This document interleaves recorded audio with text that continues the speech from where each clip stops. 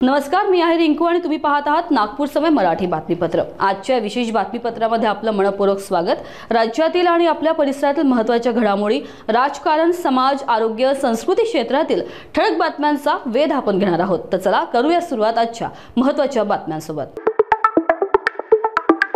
Big boss 19च्या वीकेंडचा वार एपिसोडमध्ये आठवड्याचे दुसरे डबल एलिमिनेशन पाहायला मिळाले। सर्वात कमी वोट मिळालेल्या दोन कंटेस्टंट्स बसीर अली आणि नेहल चुडासमा घराबाहेर झाले। गौरव, बसीर, प्रणित आणि नेहल हे 4 नॉमिनेटेड कंटेस्टंट होते। अखेर गौरव आणि प्रणित घरात टिकले तर बाकी दोघे एलिमिनेट झाले। नेहलचं बाहेर जाणं अपेक्षित होतं, पण बसीरचं एलिमिनेशन फॅन्ससाठी धक्का देणारे ठरले। ही घटना बिग बॉसच्या घरात थरार आणणारी ठरली। सुरेश भट सभागृहात मेगा सायबर जनजागृती शिबिर भरवण्यात आले। या कार्यक्रमाचे उद्घाटन नागपूर पोलीस आयुक्त डॉक्टर रवींद्र कुमार सिंगल यांच्या शुभ हस्ते करण्यात आले। मुख्य वक्ते सायबर तज्ञ अमित दुबे यांनी नागरिकांना सायबर सुरक्षा आणि ऑनलाईन फसवणूक टाळण्यासाठी उपाय यावर सविस्तर मार्गदर्शन केले। या कार्यक्रमात सुमारे 2,500हून अधिक नागरिक उपस्थित होते, ज्यामुळे हा कार्यक्रम खास ठरला। मुख्य उद्देश होता नागरिकांना इंटरनेटचा सुरक्षित वापर करण्यास प्रवृत्त करणे आणि डिजिटल जगात वाढत चाललेल्या अपराधांविषयी जागरूक करणे। शहराच्या वाढत्या लोकसंख्या आणि विस्तार लक्षात घेता नागपूरची सुरक्षा व्यवस्था अधिक बळकट केली जात आहे। राजस्व मंत्री आणि पालकमंत्री चंद्रशेखर बावनकुळे यांनी शहरात 5 नवीन पोलीस चौक्यांचे उद्घाटन केले।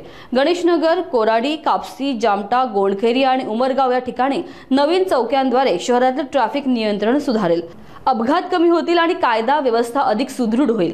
उद्घाटन सोहळ्यात पोलीस आयुक्त डॉक्टर रवींद्र कुमार सिंगल सह पोलीस आयुक्त नवीन चंद्र रेड्डी तसेच इतर वरिष्ठ अधिकारी उपस्थित होते।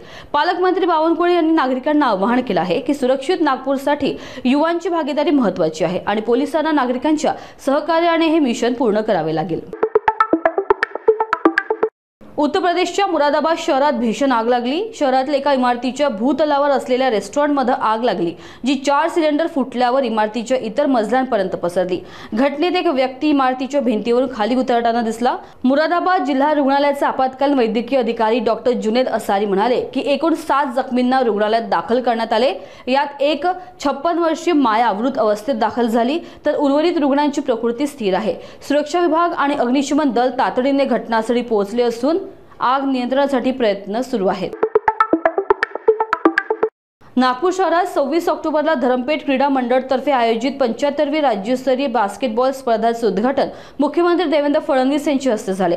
मुख्यमंत्र्यांनी सांगितले की महाराष्ट्र सरकार आंतरराष्ट्रीय दर्जाचे खेळाडू तयार करण्यासाठी खेळ विभागाखाली व्यापक धोरण राबवत आहे।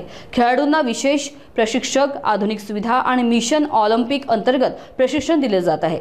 फडणवीस यांनी नमूद केले की खेलो इंडियामध्ये महाराष्ट्र नेहमीच आघाडीवर राहतो आणि शहरात आंतरराष्ट्रीय दर्जाचे क्रीडा संकुल तयार केले जात आहे। त्यांनी पुढे सांगितलं की खेळात आता राजकारणाची जागा नाही, फक्त खेळ भावना सर्वोच्च असावी। कार्यक्रमात राष्ट्रीय स्तरावरील उत्कृष्ट प्रदर्शन करणाऱ्या अंडर 18 आणि अंडर 13 खेळाडूंना नकद पुरस्कार प्रदान करण्यात आले। आजच्या बातमीपत्रामध्ये एवढंच। देश, जग आणि तुमच्या शहराच्या ताज्या आणि विश्वासार्ह बातम्यांसाठी नागपूर समय बघत राहा। लवकरच आपण पुन्हा एका नवीन बुलेटिनसह भेटू। तोपर्यंत बघत राहा नागपूर समय। धन्यवाद।